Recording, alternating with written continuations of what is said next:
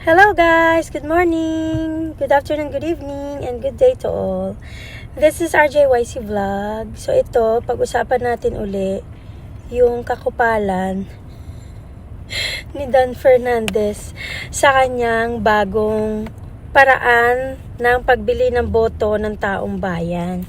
So napanood nyo ba siya? Doon siya sinabi niyang kapag siya daw ay nanalo, triple daw ang iuuwi ng mga tao sa kanilang mga bahay. Hindi raw sila uuwing luhaan.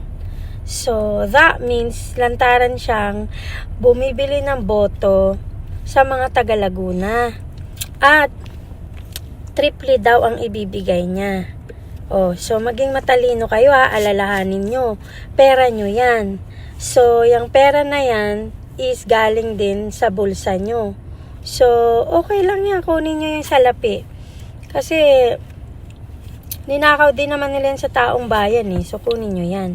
Yung tripleng, 5,000. So, that's 15,000, right? So, take the money, pero wag nyo siyang iboboto. Bakit? Okay, bibigyan ko kayo ng rason. Kung itong si Don Fernandez at ang mga kasama niya sa Tuwadcom, na sila Atras Abante Dila, si Paduano, na napakayabang, sino pa ba?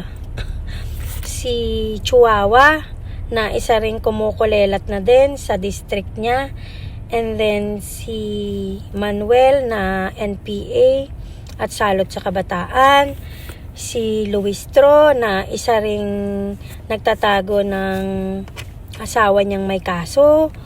Sino pa ba? Yung kriminal na child abuser na sino ba yan?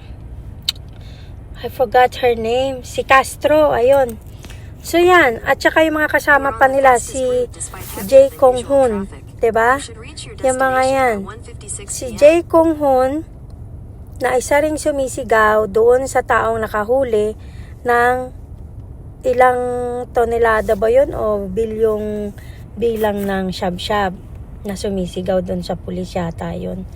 At kung sino-sino pa sa Tuwadcom.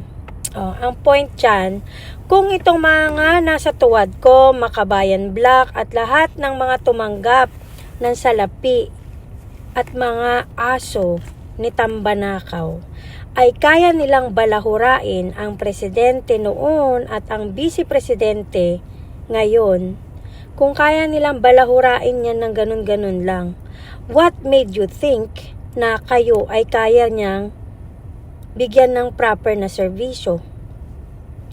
Kung yung vice-presidente nga ng Pilipinas binabalahura nila, di nila nirerespeto, paano nyo masasabi na kayo ay hindi gaganunin na mga ordinaryong tao lang? Samantalang si BP Sara ay binoto, may mandatong 32 million katao. Ginaganon nila, binabastos nila, pinalahura nila, sinisiraan nila. Samantalang ikaw na simpleng tao lang, nobody, wala lang, umaasa lang sa ayuda. Do you think hindi gagawin sa inyo ni Don Fernandez yan? Ni Kiyod Boy sabi ni Bisdak Kiyod Boy. Diba? So maging matalino kayo. Kapag may binibigay na ayuda sa inyo, kunin nyo lang. Kasi pera nyo naman yan. Kasi dinekwat din naman nila sa taong bayan eh. So bakit hindi nyo ibibigay? Diba? Ayun lang naman ang masasabi ko dyan. Anyways, mamaya na tayo mag-usap-usap dahil maingay yung GPS. Thank you guys for listening. Talk to you later. Bye!